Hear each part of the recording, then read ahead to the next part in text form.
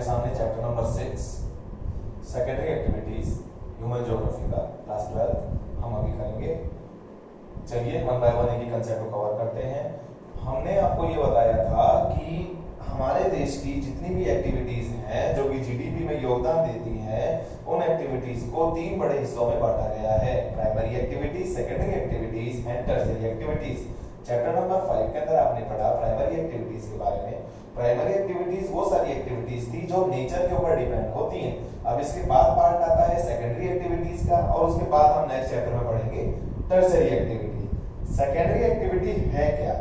Nature से मिलने वाली किसी भी चीज को जब हम ट्रांसफॉर्म करते हैं और उसके बाद उसको सर्विसिंग के लिए तैयार करते हैं, तो जो ये बीच वाला जो ट्रांसफॉर्मेशन वाला जो कंसेप्ट है, ये ही सेकेंडरी एक्टिविटीज कहलाता है। इसको 2 नाम और दिए गए हैं। सेकेंडरी सेक्टर को 2 और नाम दिए गए हैं। एक नाम है मैन्युफैक्चरिंग सेक्टर और दूसरा है इंडस्ट्रियल सेक्टर। मैन्युफैक्चरिंग इसलिए क्योंकि इसमें हर प्रकार के नेचुरल प्रोडक्ट को ट्रांसफॉर्म किया जाता है, मैन्युफैक्चर किया जाता है। और उसके बाद इसको इंडस्ट्रियल सेक्टर इसलिए बोला गया है क्योंकि जहां पर ये सारा काम होता है वो इंडस्ट्रीज होती है। तो यहाँ पर एक एग्जांपल से हम समझते हैं। मान के चलिए आपके पास में कॉटन की बॉल है। कॉटन का जो फ्रूट होता है उसको कॉटन बॉल बोला जाता है। कॉटन बॉल बेसिकली सिंपल सा कंसेप्ट है। रुई जो होती है वो आपके गद्दे भरने में या फिर तकिए वगैरह में डालने में काम आती है। लेकिन अगर उसको आप ट्रांसफॉर्म कर दें, मींस यार्न में चेंज कर दें, ट्रांसफॉर्म कर दें, तो ऑटोमेटिक उसके माध्यम से आप बहुत सारी चीजें बना सकते हैं, like cloth, like different type of textiles. अब ये सारी की सारी टेक्सटाइल्स और क्लॉथ्स हाई वैल्यू लेकर के आगे बिकती हैं और सर्विस सेक्टर के अंदर पहुंचती हैं। कहने का मतलब है प्राइमरी सेक्टर का योगदान सेकेंडरी सेक्टर में होता है, वो उसको रॉ मटेरियल देता है। सेकेंडरी सेक्टर का योगदान टर्शरी में होता है, वो टर्शरी सेक्टर को डिफरेंट सर्विसेज प्रोवाइड करने की क्षमता देती है, सामान देती है कि उनको बेचा जा सके या उन चीजों को यूज में लिया जा सके। चलिए चैप्टर में चलते हैं। कंडीशन आती है मैन्युफैक्चरिंग। मैंने जैसे आपको बताया, मैन्युफैक्चरिंग किसी भी पर्टिकुलर चीज को रॉ मटेरियल से किसी वैल्यूएबल प्रोडक्ट में कन्वर्ट करने की प्रोसीजर को कहा जाता है। और मैन्युफैक्चरिंग ज्यादातर इंडस्ट्रीज में ही होती है, जबकि इंडस्ट्रीज के 2 अलग-अलग पार्ट हैं, स्मॉल स्केल इंडस्ट्रीज और लार्ज स्केल इंडस्ट्रीज। आगे बढ़ते हैं। Some characteristics of modern large scale manufacturing. कुछ विशेषताएं बताई गई हैं आज के समय की मैन्युफैक्चरिंग के लिए। चलिए वन बाय वन समझते हैं। पहला, specialisation of skills oblique methods of production. बिल्कुल सही है। हर पर्टिकुलर कंपनी अपनी खुद की स्किल रखती है किसी भी पर्टिकुलर चीज को ट्रांसफॉर्म करने में या प्रोड्यूस करने के लिए। बहुत गहरी बात मैं आपके सामने कह रहा हूं। हर पर्टिकुलर कंपनी अपनी खुद की एक स्किल रखती है, मेथोडोलॉजी रखती है, जिसके माध्यम से वो अपने आप को स्पेशलाइज करती है किसी भी पर्टिकुलर सेक्टर में। एग्जांपल के तौर पर टेक्सटाइल बिजनेस में सियाराम, रेमंड, ये कुछ बड़े नाम हैं। ये बेचते कपड़ा ही है, लेकिन उस कपड़े की क्वालिटी, उस कपड़े में जो पूरे तरीके से फैब्रिक वाला जो टच आता है, उसको ये चेंज कर देते हैं। आगे बढ़ते हैं। बॉक्स में आपके पास दिया गया है मैन्युफैक्चरिंग, इन्वर्टेड कॉमर्स में है, इंडस्ट्री एंड मैन्युफैक्चरिंग इंडस्ट्री। दोनों में बहुत फर्क है। मैन्युफैक्चरिंग एक प्रोसेस है जिसके माध्यम से आप किसी पर्टिकुलर चीज को नई वैल्यूएबल चीज में कन्वर्ट करते हैं। This is manufacturing. और जिस जगह पर, जिस पर्टिकुलर एरिया में आप ये मैन्युफैक्चरिंग प्रोसेस कंप्लीट करते हैं, वो कहलाती है मैन्युफैक्चरिंग इंडस्ट्री। कंडीशन दिमाग में फिक्स रखें। मैन्युफैक्चरिंग एक सिंपल सी कंडीशन है जिसमें किसी चीज को बनाया जाता है, जबकि मैन्युफैक्चरिंग इंडस्ट्रीज वो पर्टिकुलर एरियाज हैं जहां पर मैन्युफैक्चरिंग को अंजाम दिया जाता है, मींस मैन्युफैक्चरिंग की जाती है। तो ये आप जरूर समझें। और एक बात, चैप्टर को जब भी आप पढ़ रहे हैं अपने साथ बुक को जरूर लेकर बैठें। विदाउट बुक आपके लिए ये लेक्चर किसी काम का नहीं है, ये चैप्टर किसी काम का नहीं है। Next, mechanisation. हर इंडस्ट्री अपनी खुद की एक मैकेनिकल एफिशिएंसी रखती है, मैकेनाइजेशन रखती है। उस मैकेनाइजेशन के आधार पर ही सारे काम तैयार किए जाते हैं। हर कोई अलग अलग काम करता है, किसी ने टेक्सटाइल बिजनेस, किसी का प्लास्टिक इंडस्ट्री में काम है, किसी का किसी आयरन की डिफरेंट डिफरेंट चीजों का निर्माण करना, फ्रिज इंडस्ट्री, इलेक्ट्रिकल्स इंडस्ट्री, तो ये सब अपने अपने लेवल पर काम करते हैं by the use of mechanisation. उसके बाद आता है technological innovation. Day by day हमारी लाइफ स्टाइल अपग्रेड होती जा रही है। कहने का मतलब है टेक्निक अपने आप को इंप्रूव कर रही है। तो जो टेक्निक इंप्रूव हो रही है वो विद इनोवेशंस हो रही है। टेक्निक डिफरेंट डिफरेंट यूज की जा रही है, टेक्नोलॉजी को बहुत अपग्रेड किया जा रहा है bye the use of different innovations. पहले बोर्ड ब्लैक हुआ करता था, चॉक व्हाइट हुआ करता था। आज आपके सामने कंडीशन है बोर्ड व्हाइट है और मार्कर ब्लैक है। What reason is behind that? Because पहले वाला जो बोर्ड था वो रफ होता था, काम करने में परेशानी देता था, जबकि आज के बोर्ड बिल्कुल सॉफ्ट होते हैं, प्लेन होते हैं, स्मूथ होते हैं, आसानी से उन पर लिखा जा सकता है और आसानी से टाइप भी किया जा सकता है। तो ये टेक्निकल इनोवेशन का एक अच्छा एग्जांपल है। समय के साथ बदलाव हर चीज में आता है।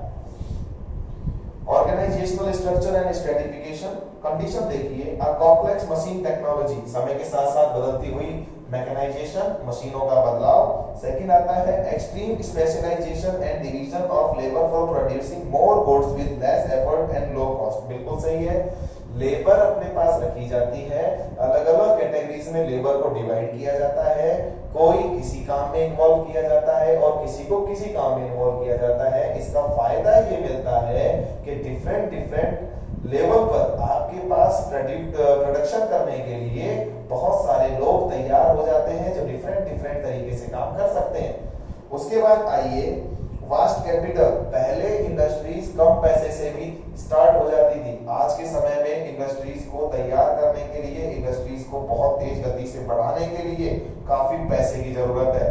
तो इस पैसे को डिफरेंट तरीके से यूज में लिया जाता है और इसी को वास्ट कैपिटल कहा गया। वास्ट का मतलब बहुत ज्यादा, कैपिटल का मतलब पैसा। इसके बाद आइए लार्ज ऑर्गेनाइजेशंस। इंडस्ट्रीज पहले छोटी हुआ करती थी, छोटे एरिया में सीमित होती थी, आज के समय में इंटरनेशनल लेवल पर बड़ी बड़ी कंपनीज बना दी गई हैं, जिनको हम एमएनसीज के नाम से जानते हैं, multinational corporations. Multinational corporation in the sense अलग अलग देशों में काम करने वाली इंडस्ट्रीज जो मिलकर काम करती हैं by the different use of technology and innovation methodology. Executive bureaucracy. पहले क्या था कि एग्जीक्यूटिव्स इतने जनरेट नहीं होते थे, आज के समय में कंपनीज को होल्ड करने के लिए, कंपनीज को ऑपरेट करने के लिए बहुत पैसा लगता है, तो उन्हीं को यहाँ पर एग्जीक्यूटिव ब्यूरोक्रेट्स कहा गया है, जो अपना काफी पैसा लगाते हैं और उसके आधार पर ही किसी चीज का निर्माण करते हैं। इसके बाद आइए नेक्स्ट फैक्टर आता है अनइवन ज्योग्राफिकल डिस्ट्रीब्यूशन। बिल्कुल सही है, डिफरेंट डिफरेंट इंडस्ट्रीज हैं, डिफरेंट टेम्परेचर पे काम करती हैं, अलग अलग उनको एरिया चाहिए। कुछ इंडस्ट्रीज खुद को माउंटेन्स पर स्टेबल करना चाहती हैं, कुछ को प्लेट्यूज का एरिया चाहिए जैसे कि मिनरल इंडस्ट्रीज, कुछ प्लेन एरियाज में ही स्टेबल हो सकती हैं जैसे कि आपकी जितनी भी फूड मटेरियल की इंडस्ट्रीज हैं ये ज्यादातर प्लेन एरियाज में ही बनती हैं। रीजन है इनको बहुत सारा फूड स्टफ चाहिए और वो फूड स्टफ मिलता है बाय एग्रीकल्चर, और एग्रीकल्चर ज्यादातर प्लेन एरिया में ही किया जाता है। इसलिए ये कंसेप्ट यहाँ पर बिल्कुल सही है, बशर्ते डेटा को आप बुक में से तैयार करेंगे। इसके बाद आता है एक्सेस टू मार्केट। बहुत काम की बात है, किसी भी पर्टिकुलर व्यापारी को ट्रांसपोर्ट की कॉस्ट बर्बाद कर सकती है। आप अगर मान लीजिए कॉटन की इंडस्ट्री स्टेबल करते हैं वेस्ट बंगाल में तो आप नुकसान में रहेंगे। इसी के विपरीत अगर आप जूट की इंडस्ट्री स्टेबल करते हैं महाराष्ट्र में तो आपको बहुत दिक्कत आएगी। रीजन आसपास में मार्केट नहीं होगा और मार्केट नहीं होने से आपके सामान की सप्लाई खराब हो जाएगी। इसी के साथ खाने के मटेरियल के लिए बहुत ज्यादा काम करने वाली बात है, क्योंकि खाने की चीजें समय के साथ साथ स्पॉइल होना शुरू हो जाती हैं, तो उनको स्पॉइल होने से बचने से उनको स्पॉइल होने से बचाने के लिए और साथ ही साथ उचित समय पर यूज लेने के लिए जरूरी है कि हम अपने आसपास में मार्केट को जरूर रखें। मार्केट होगा, आसानी से हमें सामान बेचने के लिए बहुत सारे व्यापारी मिलेंगे, साथ ही साथ अनेकों प्रकार की हम बड़ी डील्स कर सकते हैं।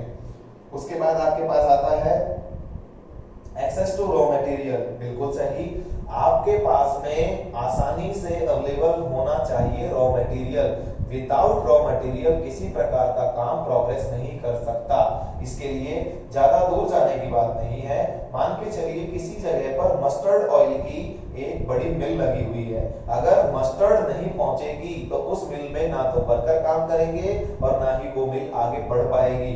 What reason is behind that? Because mustard एक रॉ मटेरियल है और अगर वो आसानी से उपलब्ध नहीं होती है तो आने वाले समय के अंदर काफी ज्यादा नुकसान उठाना पड़ सकता है उस किसान को, उस पर्टिकुलर व्यक्ति को जो कि अपनी तरफ से सामान को कहीं पहुंचाना चाहता है। साथ ही साथ नुकसान उस व्यक्ति को भी होगा जो कि उस सामान को ट्रांसफॉर्म करके मींस ऑयल निकाल करके बाहर भेजना चाहता है। तो यहाँ पर ये बड़ा फैक्टर है access to raw material.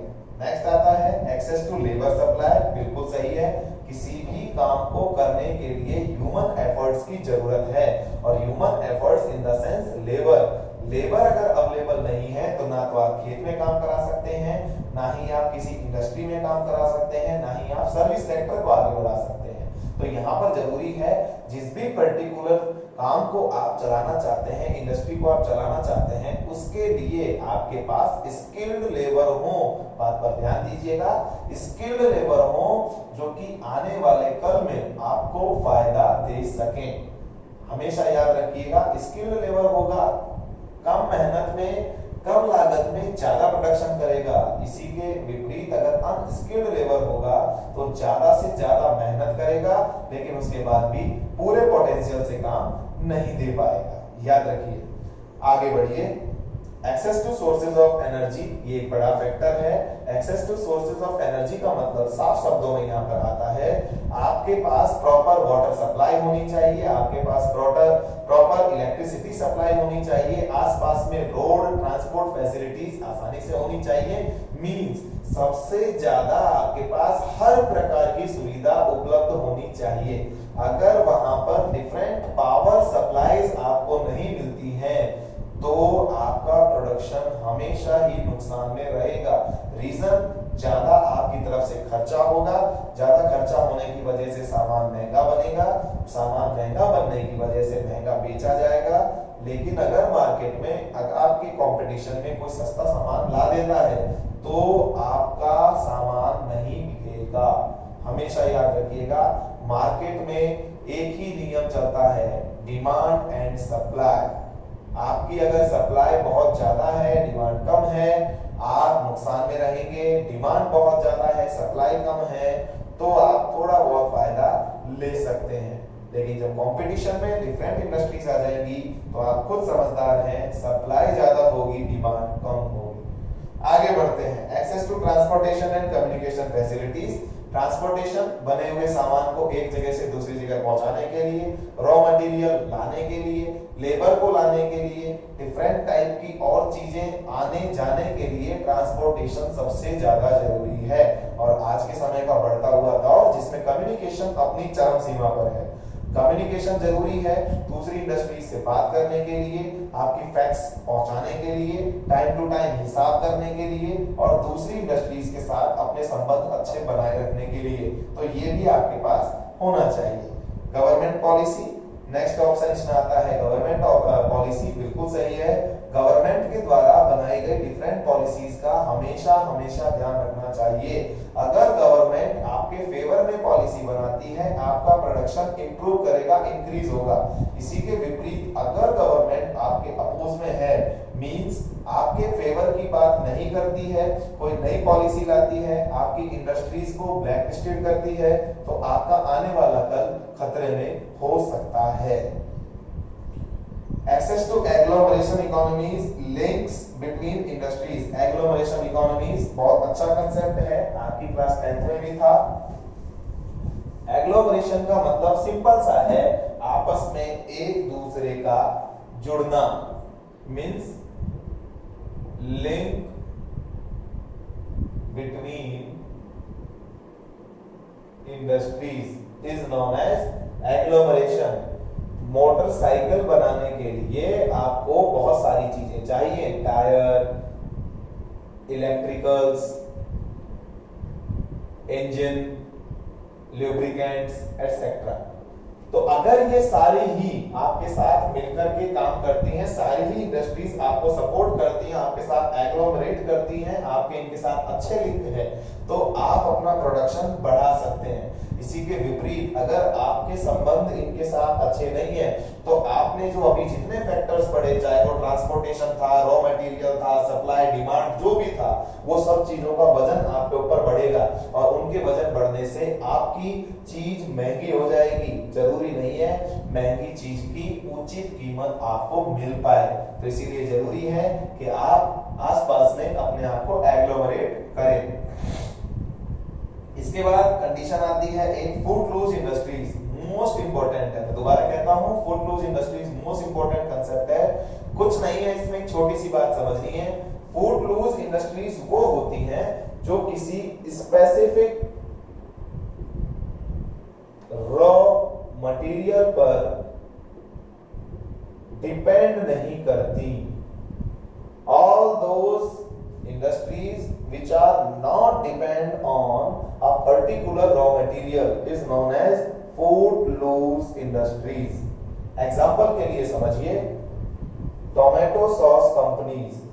Tomato sauce companies basically tomato से टोमेटो सॉस बनाती हैं, लेकिन अगर किसी कारण से टोमेटो की प्राइस हाई हो जाए या टोमेटो का प्रोडक्शन बहुत ज्यादा लेकिन सप्लाई बहुत कम हो जाए, तो उनके पास रॉ मटेरियल नहीं होगा, तो ये टोमेटो को स्किप करके यूज में लेंगे पंपकिन, कद्दू को यूज लेंगे, उसको मैश करेंगे, क्रश करेंगे, डिफरेंट तरीके से उसके अंदर फ्लेवर्स ऐड करेंगे, कलर्स ऐड करेंगे, और इन सबको ऐड करने के बाद वो उसको सॉस का पूरे तरीके से एक टेक्सचर देकर के मार्केट में पेश करेंगे और दुनिया आसानी से उसको लेगी।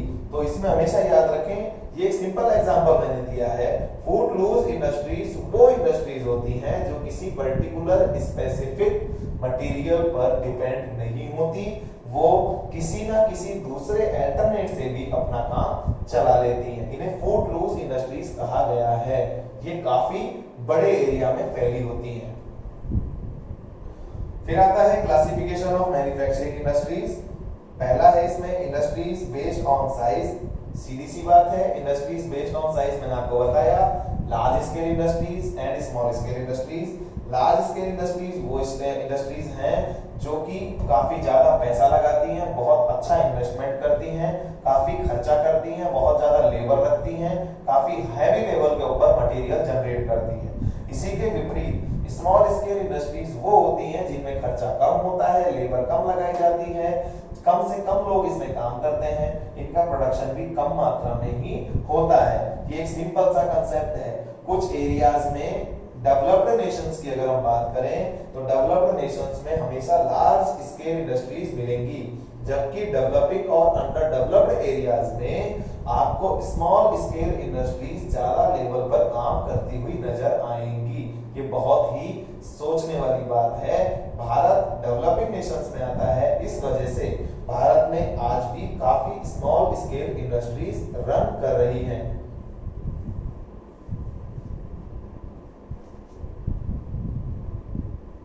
इंडस्ट्रीज बेस्ड ऑन इनपुट्स और रॉ मटेरियल। पहला है agro based industries.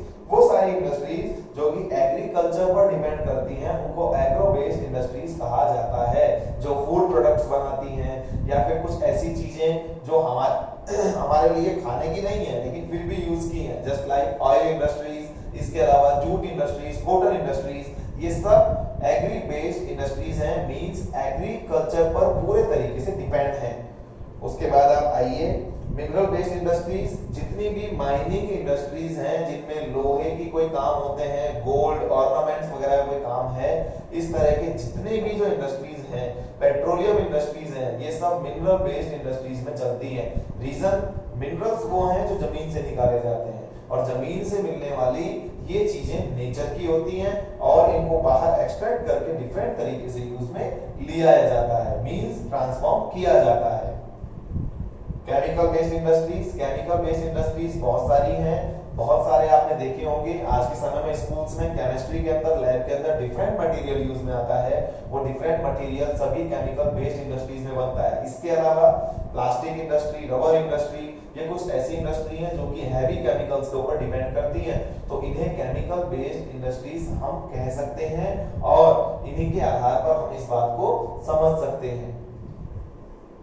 Industries based on ownership, स्वामित्व के आधार पर इंडस्ट्रीज को बड़े तरीके से 3 भागों में बांटा गया है।